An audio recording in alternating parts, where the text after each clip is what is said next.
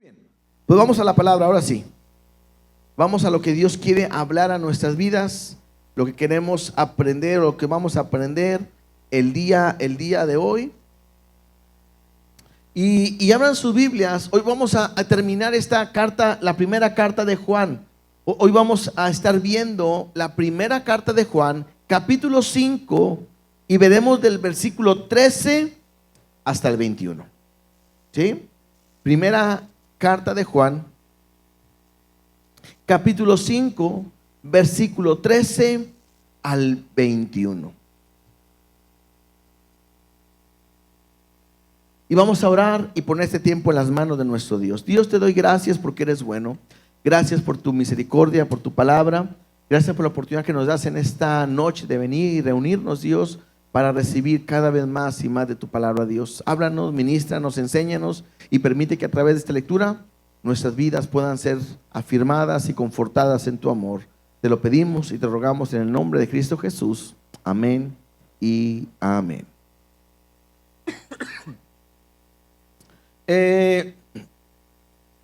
Antes de leer al versículo 13, yo quisiera terminar dando un recorrido por toda la carta y entender que como terminaremos el día de hoy, es de la misma, casi de la misma manera en que iniciamos esta carta.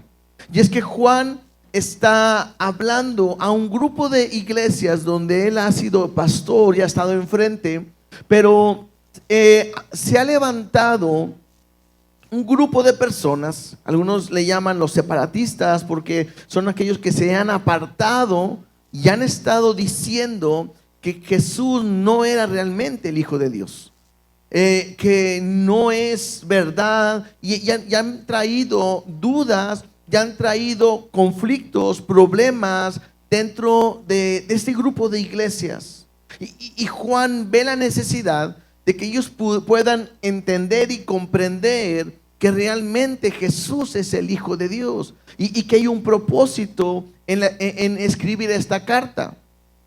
Si vamos ahí a la primera carta de Juan, capítulo 1, simplemente estamos recordando lo que estuvimos viendo y el porqué de esta carta para terminar el día de hoy. Y dice en el versículo 1, Juan quiere explicar que lo de Jesús es real. Él es un Dios verdadero y quiere explicarle a la iglesia para que sigan creyendo que Jesús es el Hijo de Dios. Dice, lo que era desde el principio, lo que hemos oído, lo que hemos visto con nuestros ojos, lo que hemos contemplado y palparon nuestras manos tocante al verbo de vida. Dice, porque la vida fue manifestada y la hemos visto.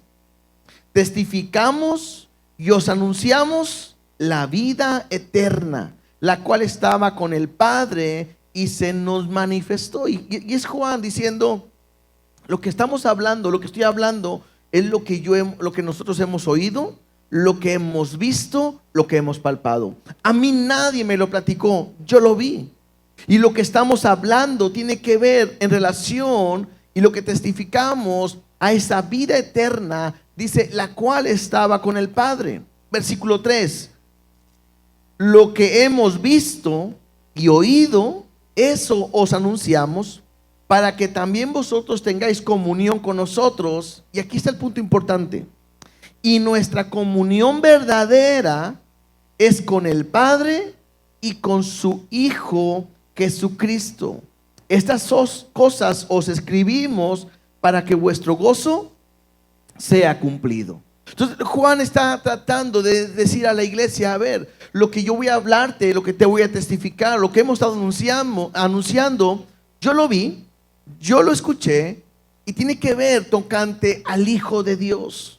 Y todo esto no solamente es para que tengamos una relación, una comunión como nosotros somos, como una iglesia, sino que la verdadera comunión es con Dios. Es a través de su Hijo y es a través del Padre que lo ha enviado, que ahora nosotros podemos tener una comunión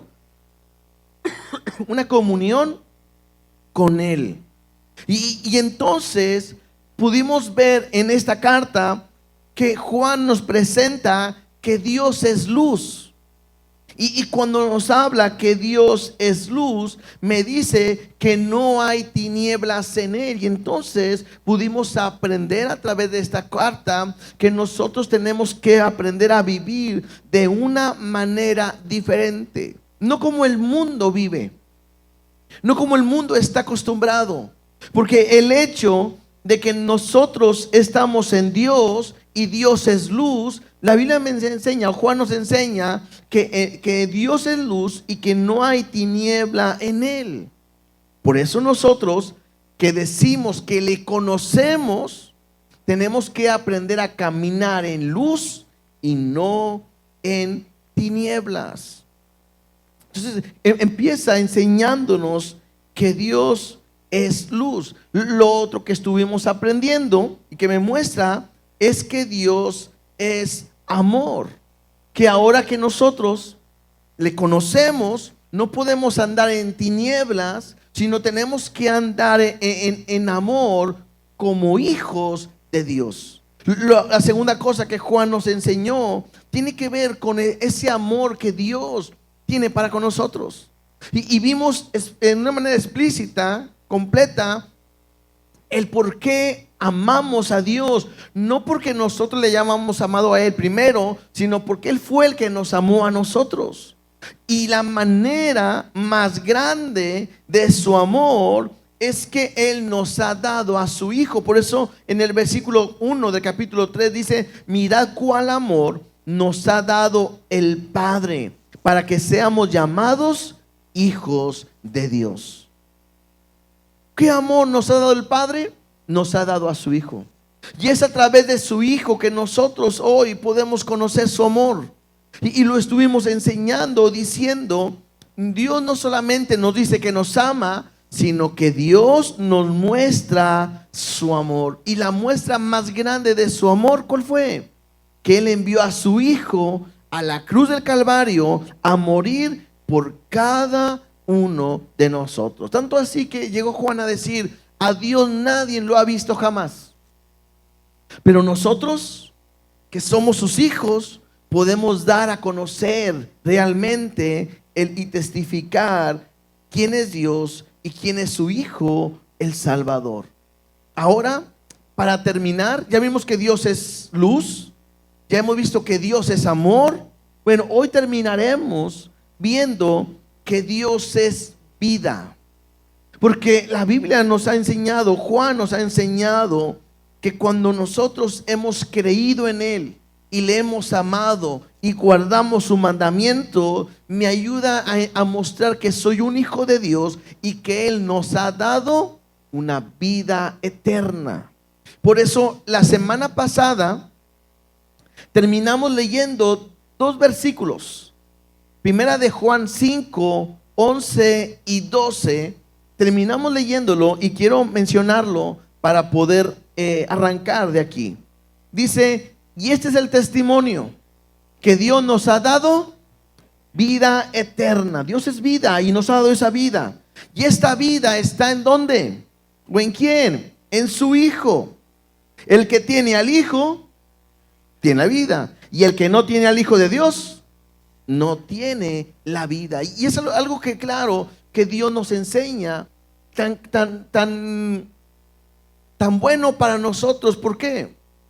Porque esto me habla de una seguridad de tener esa vida eterna, una vida que no se basa en lo que yo hago. Si la vida eterna estuviera basada en mi comportamiento, no podríamos tener una seguridad, porque esa seguridad dependería de nuestra manera de comportarme. Pero cuando yo entiendo que esa vida eterna se basa en lo que Dios ha hecho por mí, entonces yo puedo tener esa seguridad que esa vida eterna está en mí, o yo la tengo por lo que Cristo ha hecho en mi vida. ¿Estamos en cuanto a ello? Es una seguridad de que yo soy salvo, y la palabra me lo enseña. ¿Tienes al Hijo? Tienes la vida. Si no tienes al Hijo de Dios, bueno, ahí no vas a tener la vida. El secreto está en que creamos que Jesús es el Hijo de Dios. El que escribe este carta de Juan es el mismo que escribe el libro de Juan. Y quizás hoy aprenderemos algo, a lo mejor ya lo sabían, pero en Juan capítulo 20, si quieren vamos tantito para allá, Juan capítulo 20, versículo 30 y 31, me dice por qué Juan escribió el libro de Juan. ¿Por qué Juan escribió el Evangelio de Juan? Dice, versículo 30, hizo además Jesús muchas otras señales en presencia de sus discípulos, las cuales no están escritas en este libro, pero estas se han escrito. Aquí me van a decir, ¿para qué está escrito este libro? ¿O para qué se escribió este libro? Para que creáis que Jesús es el Cristo, el Hijo de Dios, y para que creyendo tengáis vida en su nombre. Entonces, el libro de Juan o el Evangelio de Juan fue escrito para que a través de cada una de esas historias, el que lea pueda creer que Jesús es el Cristo, el Mesías, el enviado. Dice ahí, el Hijo de Dios. Y claramente me dice, y para que creyendo tengáis ¿qué? Vida en su nombre. Eso me habla de una vida eterna.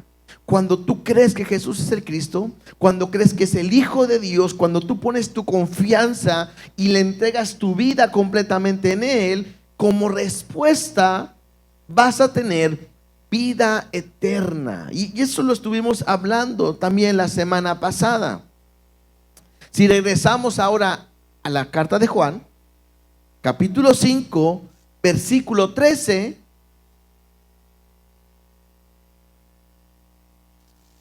ahora me dice por qué está escrito esta carta. Primera de Juan 5:13 dice, estas cosas os he escrito a vosotros que creéis en el nombre del Hijo de Dios, para que sepáis que tenéis vida eterna y para que creáis en el nombre del Hijo de Dios. Entonces, no sé si ustedes lo pueden notar. Cuando leímos Juan, el Evangelio era para que pudiéramos, el que creyere, pudiera tener vida. Esta carta ya no es para que puedan creer. Aquí ya creen. Esta carta ya está escrita a la iglesia. Esta carta ya está escrita a aquellos que han creído. Por eso dice, estas cosas os he escrito a vosotros. ¿Quiénes? Los que creéis en el nombre del Hijo de Dios. Entonces, esta carta está escrita a la iglesia, a los que ya creen que Jesús es el Hijo de Dios. Pero les está diciendo para qué las escribió. Dos cosas. Número uno, para que sepáis que tenéis vida eterna. Y número dos, dice, y para que creáis en el nombre del Hijo de Dios. Y algunos aquí digan a decir, a ver, ¿cómo no entiendo? ¿Es para que los que ya creen o es para que creamos? Y lo que hacen los comentaristas, simplemente hacer referencia es, ustedes que ya creen, le está hablando a la iglesia, quiero que recuerden algo. Número uno, que a través de haber creído, ahora tienes vida eterna. Y lo segundo es, que sigas creyendo que Jesús es el Hijo de Dios. ¿Por qué? Porque recuerden el conflicto que había en este tiempo. El conflicto que había en este tiempo es que había gente que estaba en la iglesia, que aparentemente había creído, pero se habían apartado. Por eso en el capítulo 2, ¿se acuerdan que cuando leíamos? Salieron de nosotros, pero no eran de nosotros. Porque si hubieran sido de nosotros, habrían permanecido con nosotros. Pero esto es para que sepáis que no todos son de nosotros. Entonces, la idea de Juan al terminar esta carta simplemente es, a ver, ustedes que ya creen, ustedes que han creído, tienes que estar seguro de uno que tiene vida eterna. Pero número dos, quiero que sigas creyendo que Jesús es el Hijo de Dios. Y eso es bien importante para nosotros, porque ha habido gente aún en nuestros tiempos que quizás estuvieron en la iglesia y estuvieron escuchando y aprendiendo y recibiendo, pero el día de hoy no quieren saber nada de Dios. El día de hoy ya no creen que Jesús realmente es el Hijo de Dios. El día de hoy pueden creer incluso que Jesús simplemente es un profeta más, un buen líder, una persona moralista. Tanto así que algunos vuelven al judaísmo, aún siendo mexicanos de repente, y otros van a buscar otras ideologías, otras ideas, otros dioses. Y Juan quiere que esta carta nos ayude a afirmar nuestra vida para seguir creyendo que Jesús es el Hijo de Dios. ¿Estamos? Entonces, Juan va a terminar dándonos 5 características de aquellos que son hijos de Dios. Y esas 5 características son cosas que vamos a leer ahorita y que no son nuevas, sino son cosas que ya sabemos. ¿Sí?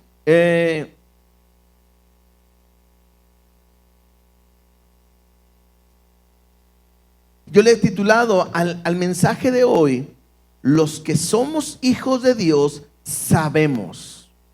¿Qué sabemos? Ahorita vamos a ver esas 5 cosas que sabemos ahora que somos hijos de Dios. Primera está en el versículo 13.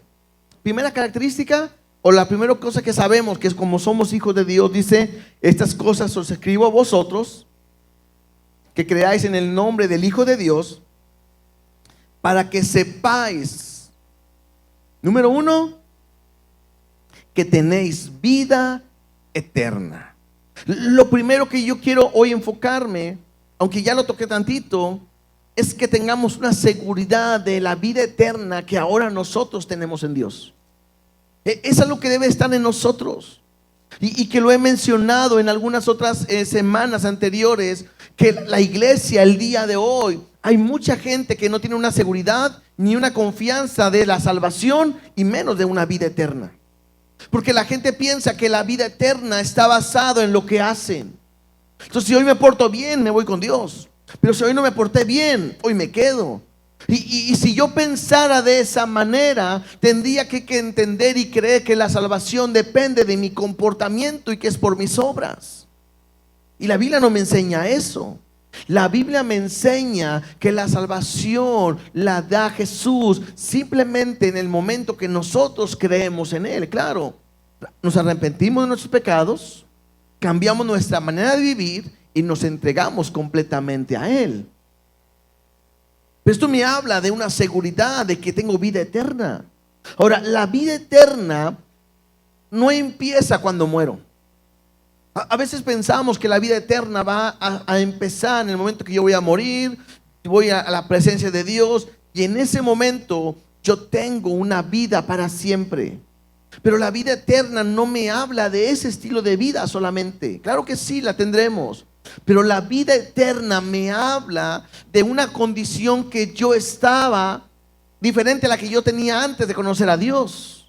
Porque cuando yo estaba sin Dios y sin Cristo, nosotros estábamos muertos espiritualmente en nuestros delitos y en nuestros pecados. Pero una vez que yo he venido a Cristo, yo tengo una vida nueva. Espiritualmente he nacido de nuevo. Y a partir de ese momento empieza una vida eterna. O sea, cada uno de nosotros que hemos recibido a Cristo como nuestro Señor y nuestro Salvador, cada uno de nosotros el día de hoy ya estamos participando de una vida eterna. Y esa vida eterna, al ser espiritual, esa vida al momento que ella es espiritual, me hace entender de todos los beneficios que ahora yo puedo tener. ¿A través de quién? A través de Jesús. ¿Cómo qué beneficios? Santidad, justicia, gracia, misericordia, su amor, su bondad, bendiciones. La Biblia me dice que hemos sido bendecidos con toda bendición espiritual. Todo cuanto Dios tenía que darnos nos lo ha dado.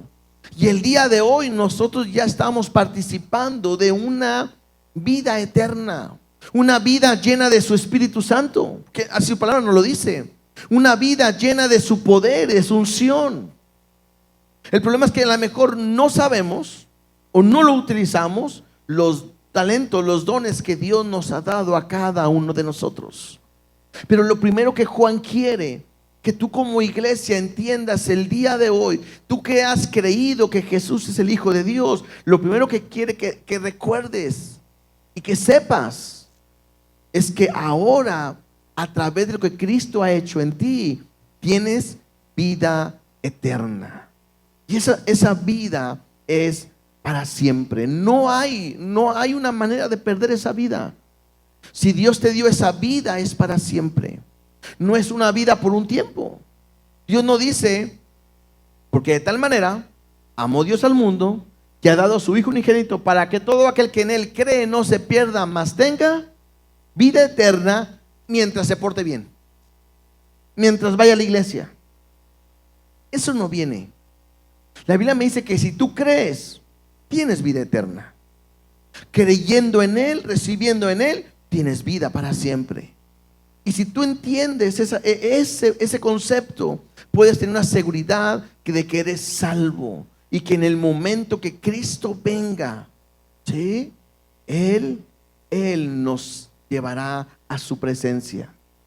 Y si hemos pecado, lo vimos en Juan también. Juan les dice, estas cosas les escribo también para que no pequéis. Pero si hubieran pecado, me dice, abogado tenemos para con el Padre, a Jesucristo. Que si confesamos nuestros pecados, Él es fiel y justo para perdonarnos y limpiarnos de toda maldad. Pero esa salvación nos la ha dado completamente Dios. Entonces, la primera característica es que sabemos que tenemos vida eterna.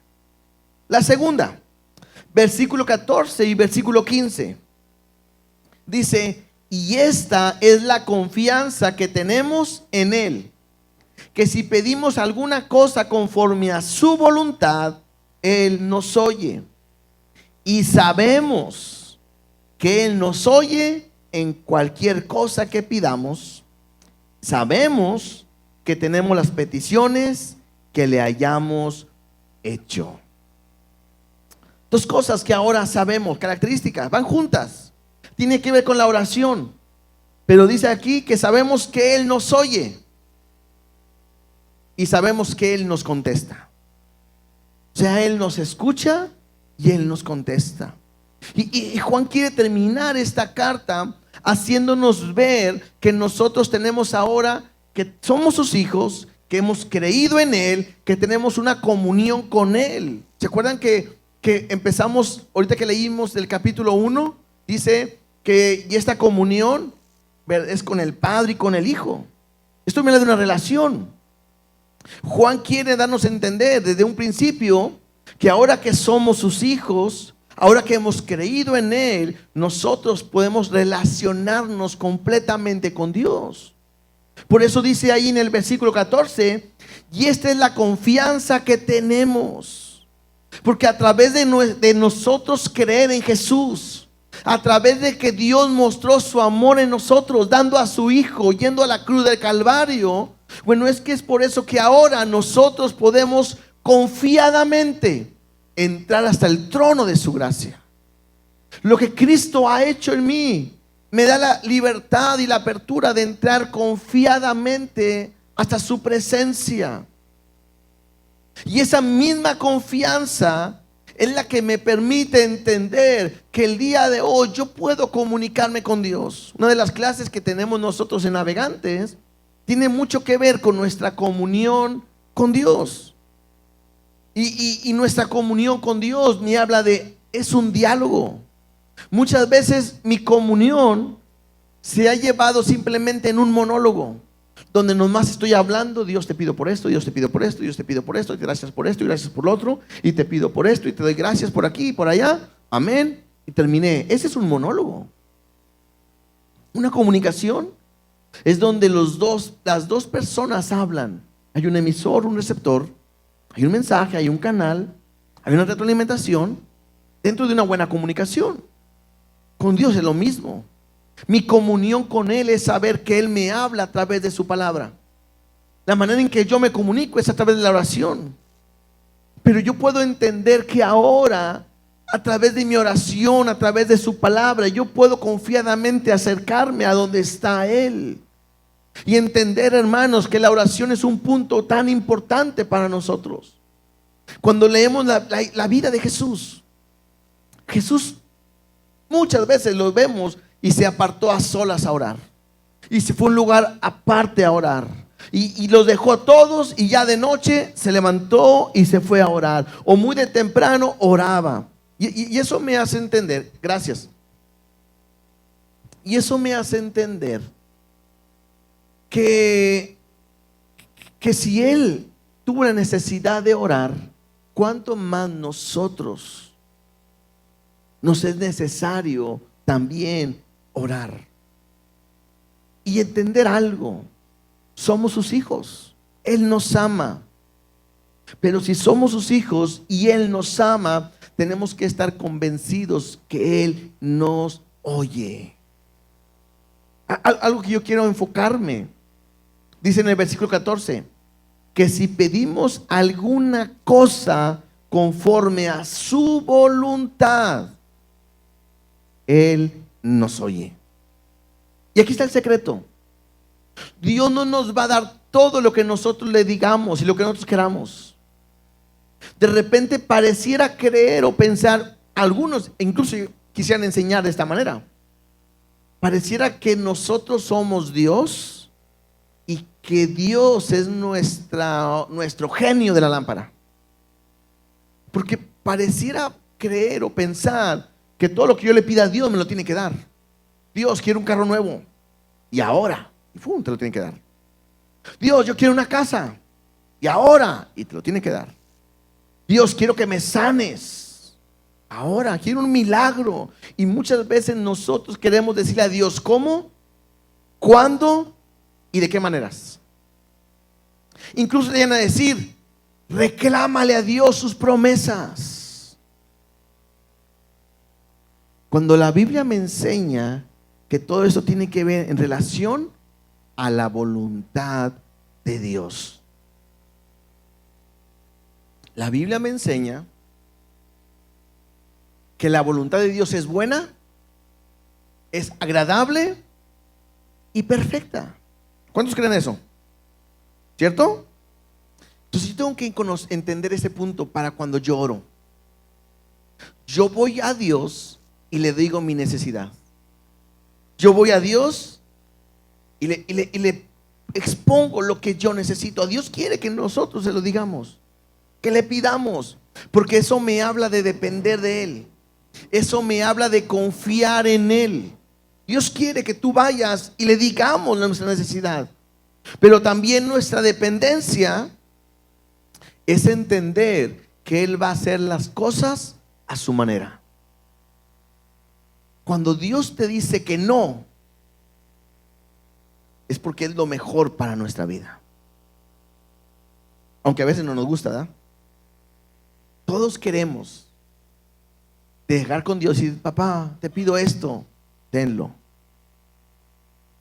Es más, nos encantaría que: papá, quiero pedirte, no me digas más, aquí está. Eso nos encantaría. Pero muchas veces Dios te va a decir que no.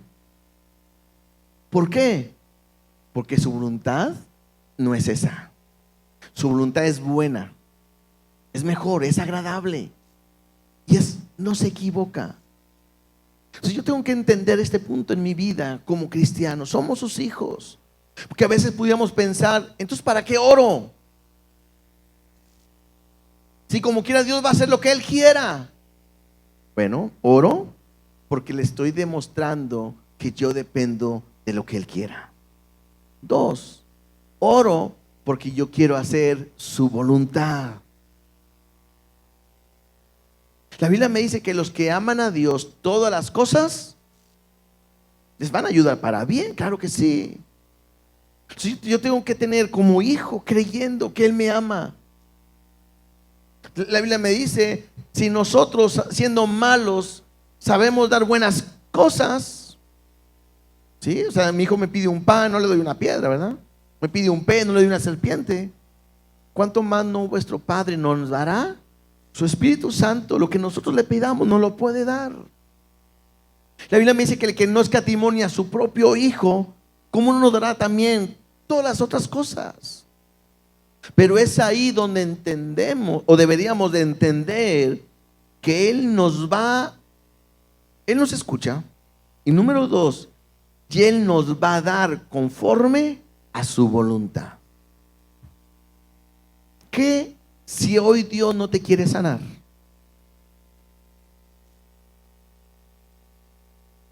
¿Qué si hoy Dios no te quiere dar lo que estás pidiendo? Como hijo tendríamos que decir, no sea mi voluntad, sino lo que tú quieras. Mismo Jesús lo pasó, ¿se acuerdan? En estas fechas nos tenemos que acordar mucho de Él, porque está a punto de entregar su vida y Él va a orar y va con el Padre y le dice esas palabras: Padre, si está de ti que pase esta copa, y esto es juicio, y dice, mas no sea mi voluntad, sino la tuya. Jesús sabía que tenía que morir. Jesús sabía de cómo iba a morir, pero al ser hombre y le iba a doler, claro, ¿a quién tiene que acudir? Al Padre. Y estando ahí le dice: Padre, yo estoy dispuesto a hacer lo que tú quieras, pero si está de ti que no pase por ahí, que sea tu voluntad, pero no quiero que sea la mía. Y Dios le tuvo que decir: hijo, tienes que pasar por esa copa. Y por pasar por ahí, hoy todos nosotros podemos ser llamados hijos de Dios. ¿Te puedes imaginar que Dios le hubiera dicho: ok, no pases? Hoy nosotros estaríamos en una condición tremenda. Creo que ahí me hace entender que cuando Dios te hace pasar por un momento difícil, entiendas que Él te escucha. Claro, ora, es necesario orar, puedes encontrar su favor, pero vas a entender que todo lo que Dios te dé siempre es en relación a su voluntad. Y termino diciendo: es buena, es agradable y es perfecta. Y dentro de esta comunión, mira lo que dice el versículo 16. Y si alguno viere a su hermano cometer pecado que no sea de muerte, pedirá y Dios le dará vida. Esto es, para los que cometen pecado que no sea de muerte. Hay pecado de muerte por el cual yo no digo que se pida. Toda injusticia es pecado, pero hay pecado no de muerte. Esta porción de repente es una porción difícil de repente de poder entender, ¿sí? Y a veces de explicar, porque no hay mucho. Algunos consideran que bueno, tenemos que entenderlo con el contexto. No pudiéramos pensar que hay pecados que son más fuertes que otros. Hay pecados de muerte y hay pecados que no son de muerte. No podemos pensar de esa manera, porque la Biblia me muestra: por cuanto todos pecaron, están destituidos de la gloria de Dios, y la paga del pecado es muerte también. Incluso el verso 17 dice: toda injusticia es pecado, pero hay pecado no de muerte. Y entonces algunos consideran que hace referencia a este grupo de personas que están viviendo dentro de la iglesia, pero que de repente están de una manera deliberada pecando y viviendo una vida de pecado. ¿Se acuerdan que en el diccionario de esta carta de Juan, cuando dice estas cosas escribo para que no pequéis, o el que es hijo de Dios no peca, dijimos que era pecar deliberadamente? Entonces me habla de que hay dos tipos de personas. Hay personas que pueden pecar de una manera que no practican el pecado y tienen un abogado con el Padre.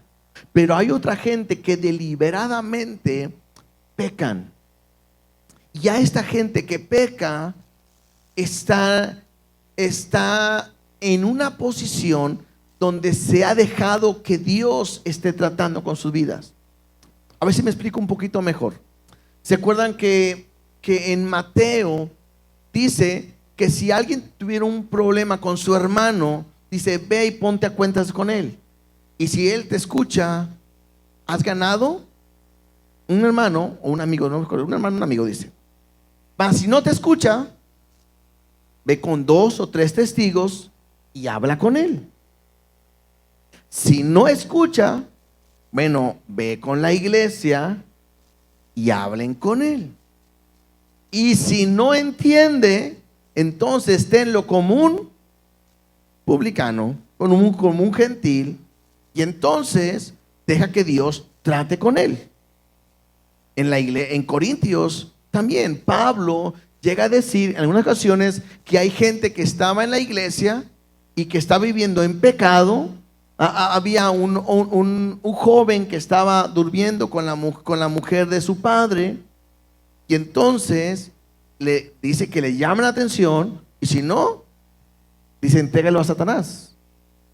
Esto de entregarlo a Satanás no quiere decir otra cosa más que deja que Dios trate con él y que Satanás lo haga reaccionar. Más adelante este hombre se arrepiente, vuelve a la iglesia y es restaurado, ¿no? Pablo también a Timoteo le dice que hay hombres que los ha entregado a Satanás. Y quizás esta es la idea que Juan está haciendo. Hay gente que está en la iglesia y peca, y lo que tú tienes que hacer es orar por ellos. La idea no es que nosotros nos vamos a convertir en los policías espirituales. A ver, ¿quién está pecando para? Sí, deja, ya estás haciendo esto, diciendo. No, esa no es la idea. La idea es que nosotros, cuando veamos que alguien peca, nosotros podamos orar por él. Por ejemplo, mira, en Gálatas capítulo 6, versículo 1 y 2, creo que nos ayuda a entender este concepto. Gálatas 6, 1 y 2 dice de esta manera: hermanos, si alguno fuere sorprendido en alguna falta, en pecado, vosotros que sois espirituales, dice, restauradle con espíritu de mansedumbre, considerándote a ti mismo, no sea que tú también seas tentado. Y luego dice, sobrellevad los unos las cargas de los otros y cumplid así la ley de Cristo. ¿Alguien se acuerda cuál fue la ley? ¿Cuál era la ley de Cristo? Pregunta de examen, ya lo vimos.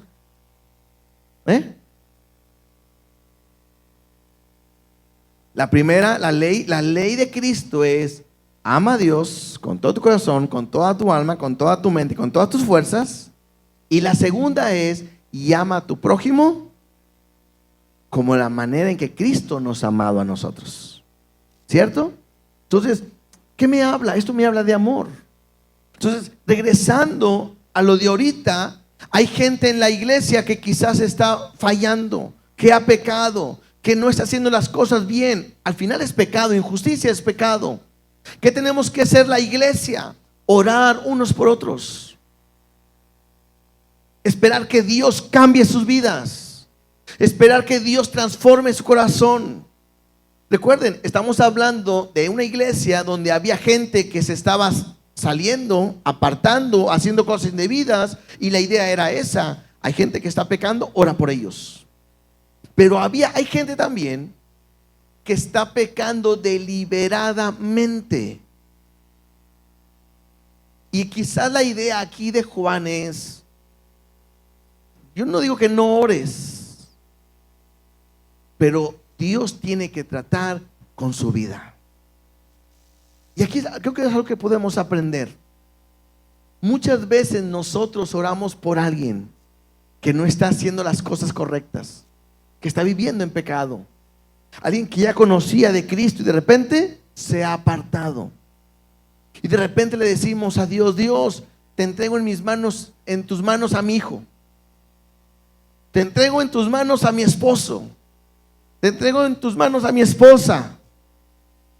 Ya no puedo yo. Haz con él lo que tengas que hacer. ¿Y qué dice Dios? Claro que sí. ¿Será su voluntad? Sí, ¿por qué? Porque Él quiere que todos vengan al arrepentimiento. Y entonces Dios empieza a tratar en sus vidas.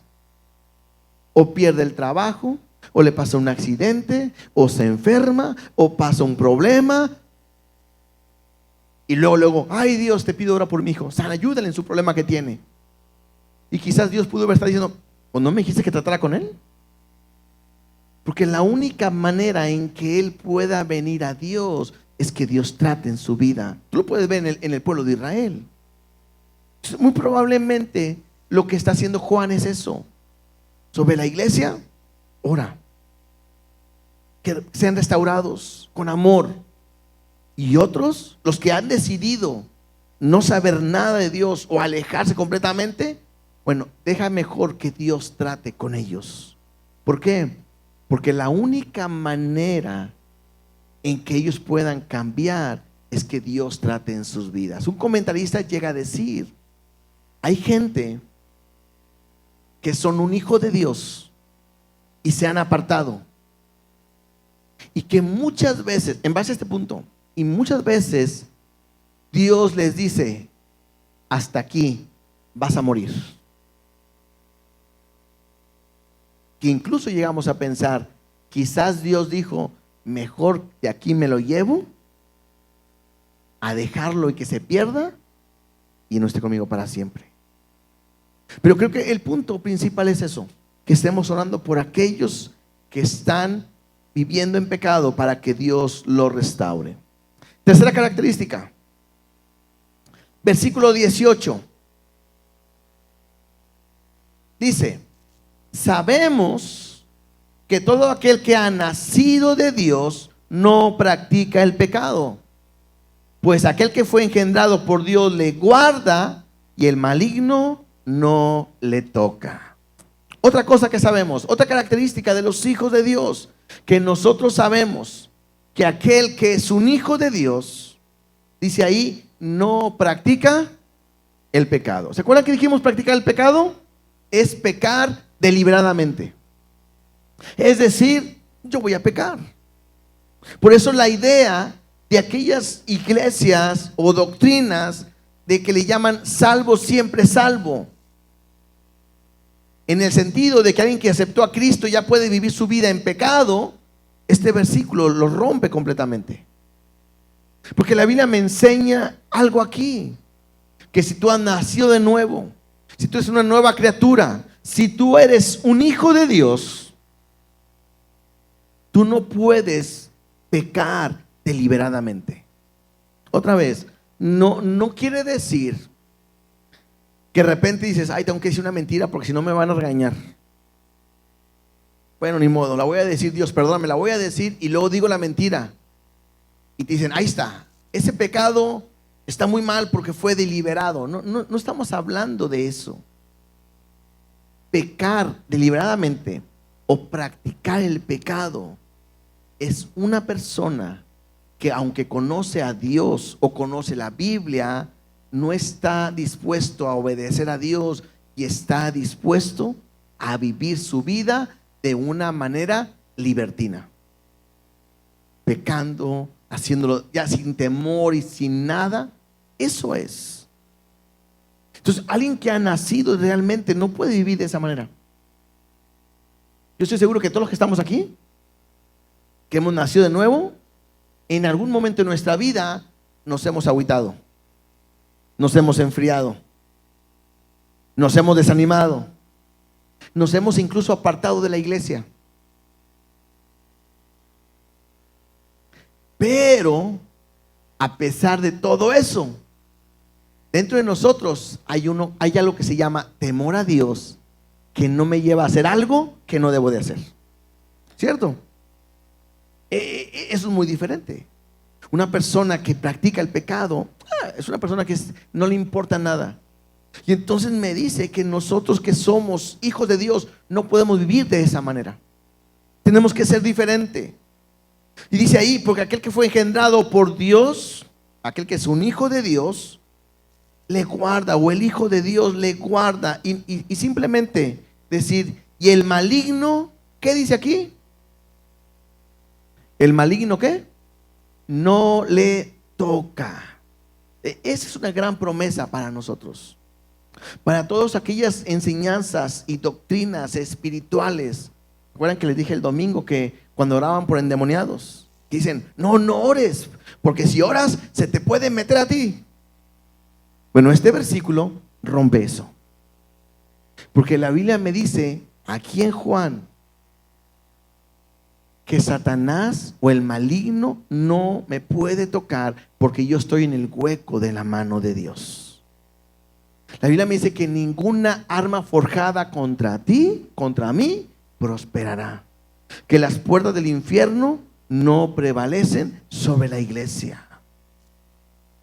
Si Dios no pudiera guardarnos, imagínate cómo estaríamos. Por eso Pablo me dice, si Dios es con nosotros, ¿quién contra nosotros? Por eso cuando Jesús enseña a orar, el Padre nuestro al final dice, y líbranos del mal. El único que me puede librar del mal, ¿quién es? Dios. Ahora no quiere decir que no voy a tener problemas. Tendré problemas, tendré tentaciones, pero la Biblia me dice que Dios me tiene en el hueco de su mano y nadie me puede arrebatar de su mano. Entonces, eso me da una seguridad a mí. Ya tengo una seguridad ¿de qué? De una vida eterna. Tengo una seguridad de que Él me escucha y Él responde. Claro que sí. Hoy tengo una seguridad de que si yo soy su hijo, Él me guarda y el enemigo no me puede tocar. Esa seguridad me la da Dios. La cuarta característica, sabemos, esto me habla de nuestra identidad. Sabemos que somos, ¿de quién? De Dios. Y el mundo entero está bajo el maligno. Entonces me dice claramente que ahora que nosotros le conocemos, yo soy de Dios. Le pertenecemos a Él.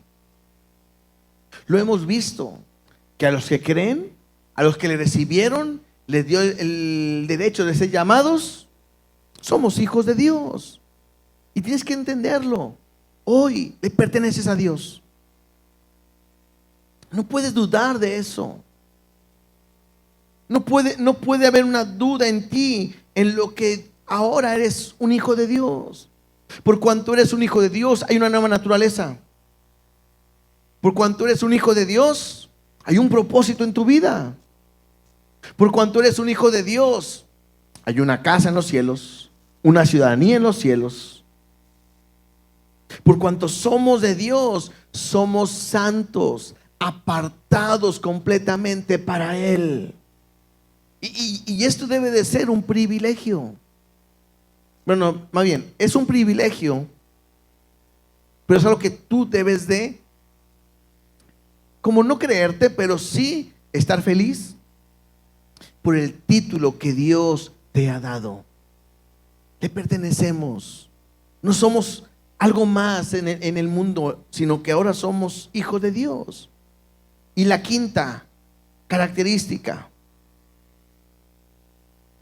versículo 20.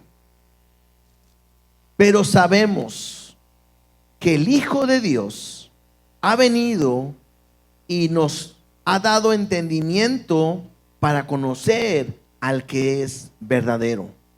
Y estamos en el verdadero, en su Hijo Jesucristo. Este es el verdadero Dios y la vida eterna.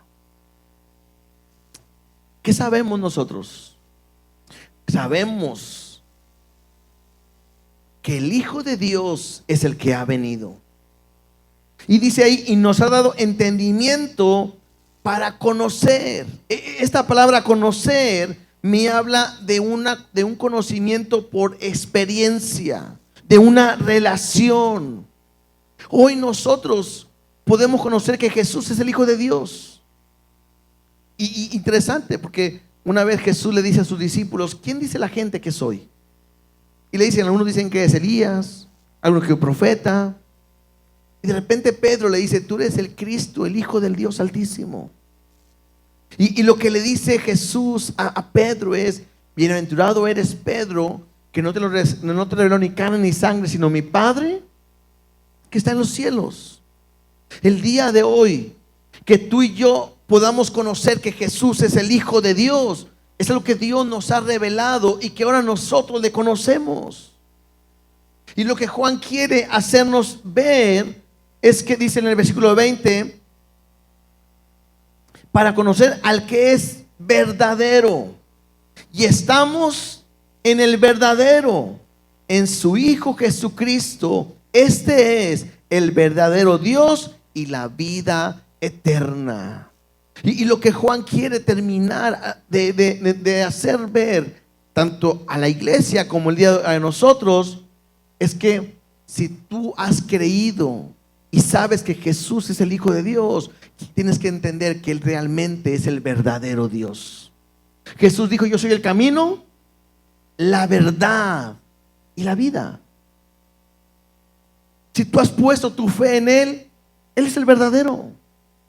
Y lo más interesante, no te hemos lavado el coco, sino que le has conocido por una experiencia personal que tienes con Él. Y lo que Juan está haciendo ver en aquella gente que decía que Jesús no es el Hijo de Dios, Juan le está haciendo entender y ver: Jesús, el Hijo de Dios, es el verdadero Dios. A Él tienes que creer, en Él tienes que poner tu confianza. Y por cuanto Él enfoca en Jesús, que es el verdadero Dios, y ante la problemática, por eso al final termina de esta manera: hijitos. Y una vez más, esta palabra de hijitos me habla de una cuestión de humildad, una cuestión de amor, una cuestión de aquellos que han creído, de aquellos que son parte de la iglesia. Hijitos, guardaos de los ídolos. Amén. ¿Por qué guardaos de los ídolos? Porque el mundo va a tratar de levantar cualquier otro Dios, y tú no te tienes que desenfocar, porque tú has creído y has conocido al único Dios verdadero. Ahora, eso es lo que estaba pasando en aquel tiempo. Quizás para alguien que es inconverso pudiéramos decir: este versículo es para los ídolos, con esos dioses, y hablar de otras denominaciones, religiones que tienen imágenes y otro tipo de adoración. Pero cuando está enfocado en la iglesia y está escrito hacia la iglesia, quizás lo único que yo pudiera pensar y terminar con esto es: nosotros no tenemos ídolos de imágenes, pero sí pudiéramos tener un ídolo todo aquello que ponemos delante de Dios. Porque muchas veces mi propia vida puede ser un ídolo. ¿En qué sentido? En que primero tengo que pensar en mí, en mi bienestar, en mi tiempo, en mis vacaciones, en mis gustos, en mis deleites. Y Dios, bueno, Dios es aparte. Y pudiera de repente estar pensando primero en eso que en Dios. O mi trabajo. O sea, yo puedo faltar a la iglesia, pero el trabajo no. O puedo tener un ídolo en mi familia. Puedo tener un ídolo en alguna otra persona, o en alguna otra cuestión de ocio. Y lo que Juan está haciendo entender al final es: somos hijos de Dios, y hemos visto que Dios es luz y no hay tinieblas en Él. Hemos visto su amor para poder amar incluso a los demás, y hemos visto la vida que Él nos ha dado. En Él está la vida eterna. Tres cosas que Dios nos está mostrando para poder seguirle. No cometas el error de irte a buscar cualquier otra cosa y dejar a Dios a un lado. ¿Por qué? Porque gente en este tiempo de esa iglesia lo hizo. Por eso dejaron a Jesús y se fueron tras otros dioses, tras otras enseñanzas, tras otras ideologías. Y Juan quiere que al final entiendas que en quien debes de creer que solo completamente es en Jesús, que es el Cristo, el Hijo de Dios, que Él es el Dios verdadero y Él es la vida eterna y en Él está la vida eterna. Para nosotros sería quizás terminar afirmando en quien hemos creído. De esta manera, no permitas que nadie ni nada te quite la mirada o te haga quitar la mirada en Jesús. Y vuelvo a decir, pareciera algo imposible, pero la Biblia me dice que el que piense estar firme, mire que no caiga. Porque de repente puedes, si no estás bien apegado a la Biblia, puedes ser movido por cualquier otra corriente de doctrina y te puede desviar. El día de hoy tenemos que arraigarnos en esto. Jesús es el Cristo, el Hijo de Dios y el Dios verdadero. Si crees en Él, tienes vida eterna. Y si la vida está en ti, es que Dios está en cada uno de nosotros.